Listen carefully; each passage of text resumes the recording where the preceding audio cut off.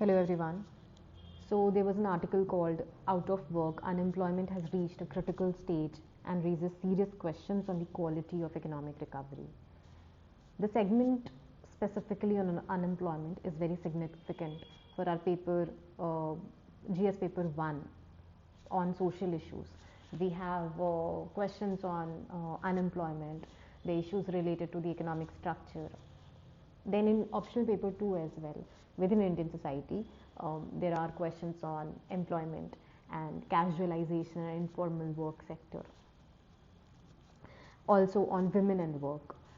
So this article will provide you fodder for all those dimensions and ideas. Most importantly, it will give you some facts which you can directly relate in your answer.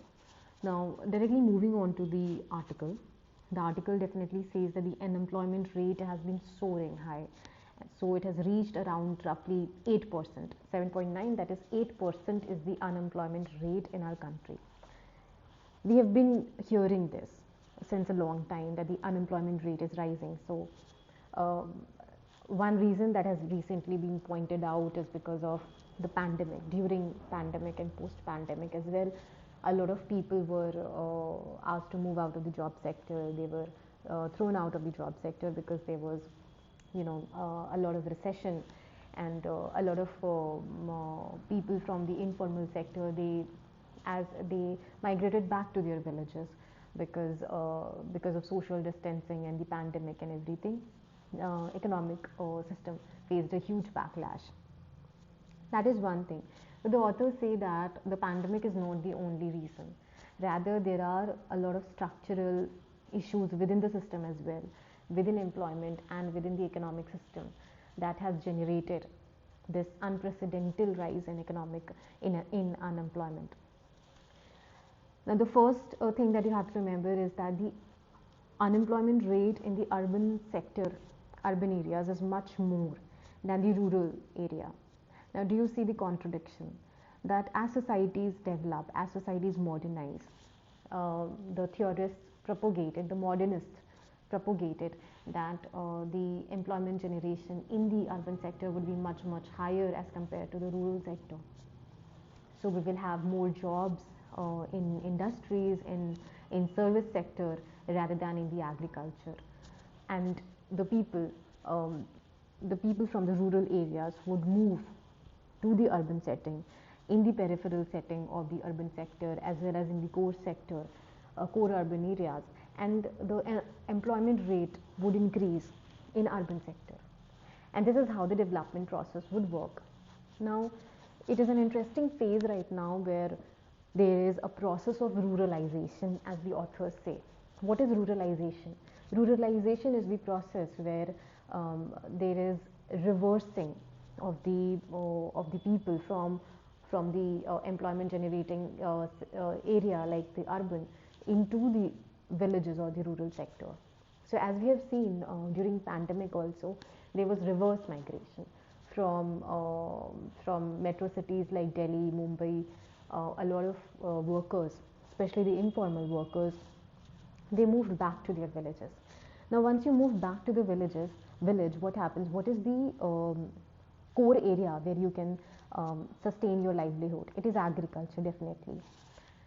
Now, it is not a very attractive economic means of livelihood, because within agriculture, what happens is that a lot of farmers, when they are densely situated in one area of land, it actually impacts the productivity.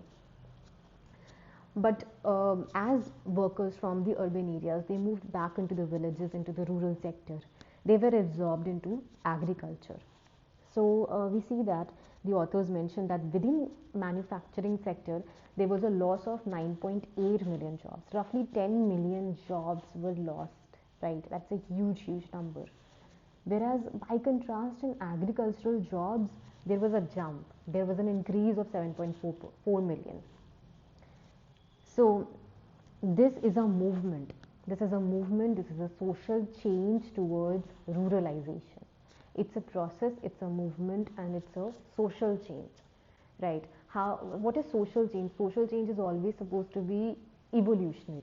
It is supposed to be developmental. It is supposed to be linear, like, right? Um, so the idea is that social change would be from a primitive society into a feudal society, primitive feudal society into a modern society, and then finally a postmodern society.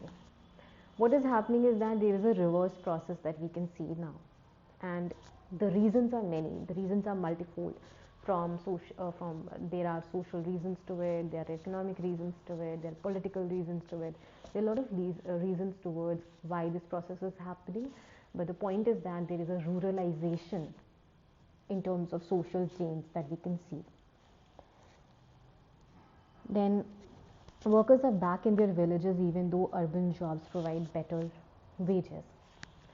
Now, what is happening? There was it was expected that once the pandemic gets over, the workers would get back to their, urban sector and into their jobs. But they faced a lot of social alienation as well. There was a lot of distress because it could not provide them the security during the critical crisis.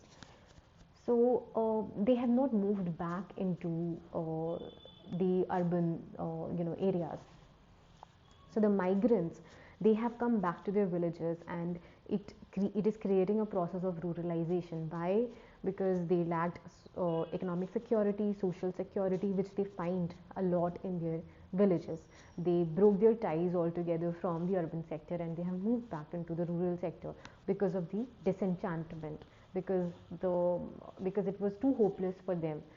We see the plight of the migrants as they trace their journey back into the villages.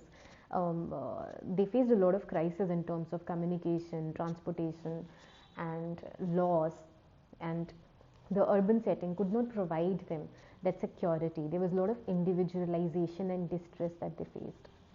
So that is one thing. Now, the second aspect that they point out is that the percentage of salaried people has dropped from 21% to 19%. Right? So the salaried people, their percentage has dropped. What has increased? The informal sector has increased. So what is this process called? This process is called informalization or casualization of the labor force. And so we see that there is huge demographic dividend that has been talked about, but what is happening is that there is informalization of labor and casualization rather than a formal sector. So within formal sector, the salary jobs are decreasing, and abruptly we saw that a lot of people were, asked to leave their jobs. Uh, there was mass rejection of the employers. So this is the process that we have seen. Then we see that within India's labor force participation rate, India stands as very dismal percentage, that is just 46% according to the World Bank. That is another important thing that you have to remember. India's labor force participation rate is very low as compared to other developing nations. Then regional divide is also very apparent. We see that there is a huge north-south divide, and the reason is that the southern India is developing more into manufacturing and service sector, and whereas in other regions, especially in Haryana and Rajasthan, Jharkhand, and Bihar, they are facing huge unemployment rate, and the highest unemployment rate has been witnessed in Haryana. And it is a different case study that we need to think about. Why is Haryana and few other states are facing so much unemployment rate as compared to the other region? So we have a huge regional divide. Now, additionally, a very interesting theme is that with education, they say that as the people get educated, as there is higher education, and as the more educated the people, the more the unemployment rate is. So as your education level increases, there are high chances for you to remain unemployed. So 63% of the graduates falling in the age bracket of 20 to 24 years were unemployed. So the relationship between education and employment is not a direct relation, which means that it does not mean that the more educated you are, there are high chances for you to have employment. And this is a critical remark on the functionalist, because the functionalist would believe that the merit system and the whole idea that with education, with specialization, your your salary should increase, and you should also, there is a high chances and probability for you to get employed, and that is the motivation aspect that they provide in the social structure theory for the relationship between education and employment. But the authors say that there is no direct relationship. In fact, employment and education is inversely related. Now, in terms of gender divide, it is nothing new that the unemployment rate for women is much higher than men, both in rural and in urban areas. So there are more women unemployed in urban as well as in rural areas as compared to men. Now, within urban areas, for the women who are willing to take up positions, they are willing to take up jobs, there are 92% chances that they will not get. So 92% of the women who wish to take up a job, they do not get any work. Whereas for the rural area, the percentage stands at 54%. So women are paid low, and it continues to decline. So on one hand, the unemployment rate for them is much higher, or on the other hand, their salary and the payment, that there is a huge divide there also. Now, what is the reason? The reason that they provide is that for women in agricultural jobs in rural areas, most of the women were involved in rural areas and in agriculture. Now, with mechanization, what has happened is that female labor force has been removed, and it has impacted the female labor force participation. So you see that you can also bring this out in technology and social change, that how technology is how technology impacts women.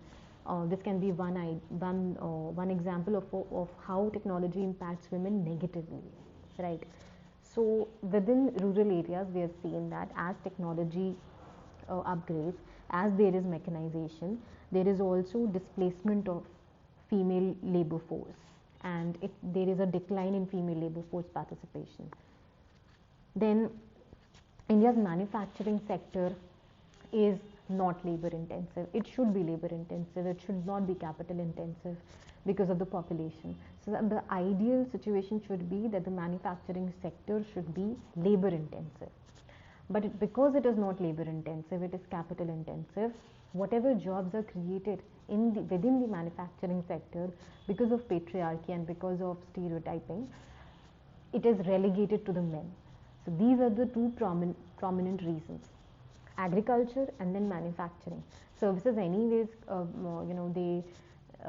they constitute a very small segment of the employment generation. So within agriculture, what is happening? There is mechanization, and because of mechanization, female labor force participation is decreasing. Within manufacturing, what is happening is that it is capital intensive and not labor intensive. So because of patriarchy and because of this stereotyping, men grab those positions and there is discrimination against women. Another reason is that the whole idea of women as primary, caregivers and the ownership of domestic space is relegated to women, and that is the reason why there is low participation of women in the workforce. So there's a sexual division of labor in terms of the household activities and in terms of the economic space, and that creates a divide again. And this is one of the reasons why women labor participation is so low. Then the solution that they provide is that private investment. You can use that in GS paper 1 specifically, that private investment should increase, and that is one area where employment generation can be increased. Now there is weak demand which needs to be, and the whole economic should work towards increasing the demand, because what happens is that within Indian society the population rates are high. So the measures that need to be taken should also be in terms of labor intensive sector. For instance, we have leather industry, we have footwear industry, where there is more chance of maximizing labor and curtailing the capital and mechanization. So mechanization should happen to a certain extent. Rather, the main motive and the goal should be employment generation rather than productivity so much. And then this because of increasing unemployment rates, what is happening, it is leading to social inequality. So this can be related very well to social stratification section. And another sociological analysis of unemployment rate being very high is that there is a shrinking in the middle class. Now since people are losing out on jobs, there is less economic security.